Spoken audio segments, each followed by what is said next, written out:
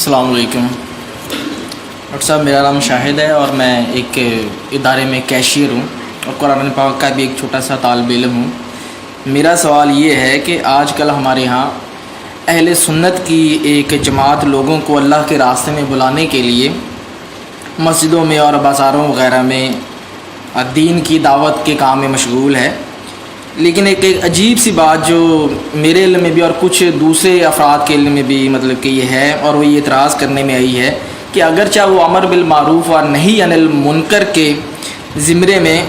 کسی درجہ میں بھی کوشاں ہیں، مگر ان کا طریقہ کار جو ہے وہ سنت کے مطابق نہیں ہے۔ ہر نماز خصوصاً عصر کے بعد ان کی اپنی ایک کسی عالم دین کی ایک کتاب ہے، احادیث کی مستعار لی ہوئی کتاب ہے، اور رسول اللہ کے فرمان ہیں اس میں، مطلب کہ سارے کے سارے جو بھی مطلب کہ شامل ان کو پڑھتے اور پڑھاتے ہیں۔ لیکن اگر کوئی مسلمان امت بے شک نیت کی پاکیزگی میں انتہا درجے کی بلندی پر بھی کیوں نہ ہو، لیکن جو چیز قرآن کی قوت تسخیر میں شامل ہے اس کو کسی دوسری کتاب کے اندر رکھ کر اس کے ذریعے سے لوگوں کو قائل کرنے کی کوشش کی جائے، تو کیا یہ درست ہوگا؟ اور اس کے معاملے میں نے دیکھنے میں آیا ہے کہ کافی لوگ بھی واقعتاً یہ ہے کہ واقعی وہاں پر آ جاتے ہیں، لیکن چونکہ اس میں بنیادی فنڈامنٹلز جو ہیں ان کو ڈسکس نہیں کیا جاتا، سود وغیرہ کو ڈسکس نہیں کیا جاتا ہے، دین کی اقامت کے سلسلے میں اس کو ڈسکس نہیں کیا جاتا ہے، صرف یہ کہا جاتا ہے جی کہ آپ مطلب کہ نماز پڑھ لو، روزہ رکھ لو، زکوٰۃ دے دو جی، یعنی کہ سب اپنا کہہ لیں کہ وہ ایک نعرہ کہتے ہیں کہ کافروں کو مطلب کہ مسلمان کر لو تو نہ رہے گا کفر، تو مطلب کہ سبھی ٹھیک ہو جائیں خود بخود۔ تو اس کے ذریعے سے کیا یہ جو چیز ہے کسی دوسری کتاب کے اندر رکھ کر، آپ نے بہت بات لمبی کر دی ہے اور اس کو سمجھنا تو کیا یہ جائز ہوگا؟ کیونکہ تمہید بغیر اصل میں وہ بات جو سمجھانا چاہتا ہوں، کہنا چاہتا ہوں، وہ مطلب کہ پوری نہیں ہو پائے گی جو کہ دیکھنے میں مطلب کہ آ رہی۔ بس میرا یہی سوال ہے کہ کسی کتاب کے ذریعے سے جو کہ قرآن پاک میں خوبی ہیں وہ سمجھنا وہ جائز ہے کہ نہیں؟ تشریف رکھیں۔ دیکھیے، اصل میں اگرچہ آپ نے اس جماعت کا نام نہیں لیا، لیکن میں سمجھتا ہوں کہ سبھی سمجھ گئے ہیں کہ یہ آپ تبلیغی جماعت کے بارے میں بات کر رہے ہیں۔ تو ہمارا ایک مستقل اصول یہ ہے کہ ہم جماعتوں پر نام لے کر اور ان کی نفی کرنا، ان کی تردید کرنا، ان پر تنقید کرنا، یہ ہم عام طور پر پسند نہیں کرتے۔ ہمارا کام یہ ہے کہ ہم اپنی جو مثبت دعوت ہے جس انداز میں وہ پیش کرتے ہیں۔ البتہ آپ نے جو باتیں کہی ہیں اس میں کچھ تھوڑے مغالطے ہیں۔ فی نفس ہی حدیث کا مطالعہ یہ بھی کوئی بری بات تو نہیں ہے، وہ اگر ایک اعتبار سے آپ کو بری لگ رہی ہے تو وہ یہ کہ چونکہ قرآن کی طرف ان کی وہ توجہ نہیں ہے، تو ایک نیگیٹو اسپیکٹ کے حوالے سے، ورنہ احادیث کا جو ہے مطالعہ جو ہے اس کو بیان کرنا، سننا، پڑھنا، یہ اپنی جگہ خود اس کے اندر نورانیت ہے، اس میں بھلائی ہے، اس میں فائدہ ہے۔ البتہ یہ ضرور ہے کہ اس کتاب میں ضعیف حدیثیں بھی بہت لے لی گئی ہیں، یہاں تک کہ موضوع احادیث بھی ہے۔ یہ اصل میں یہ کہ نیکی کی ترغیب دینے کے لیے کسی زمانے میں لوگوں نے جھوٹی حدیثیں بھی گڑھی تھی، محدثین نے اس کی پورا تجزیہ کیا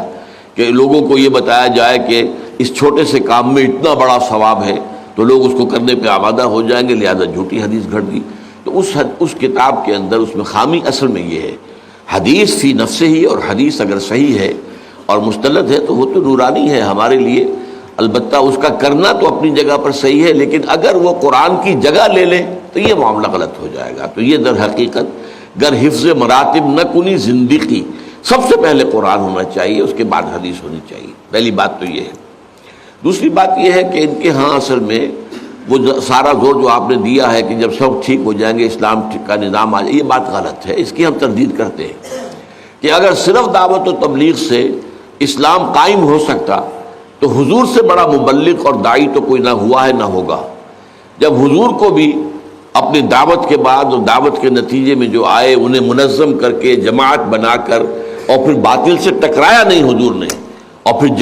جنگوں کی نوبت نہیں آئی، اور جبکہ ان لوگوں کو بھی یقاتلون فی سبیل اللہ فیقتلون ویقتلون اس مرحلے سے نہیں گزرے، قتل کرتے بھی ہیں، قتل ہوتے بھی ہیں۔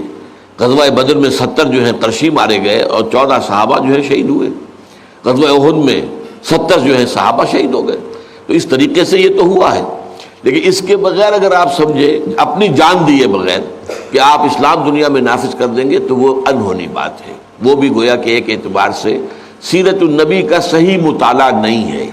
اور اس سے در حقیقت اور اس میں بھی یہ ہے کہ وہ نہی عن المنکر کی بات نہیں کرتے ہیں، بلکہ صرف جو ہے فضائل کے حوالے سے، اس کتاب کا نام بھی یہی ہے فضائل، تو فضائل کے حوالے سے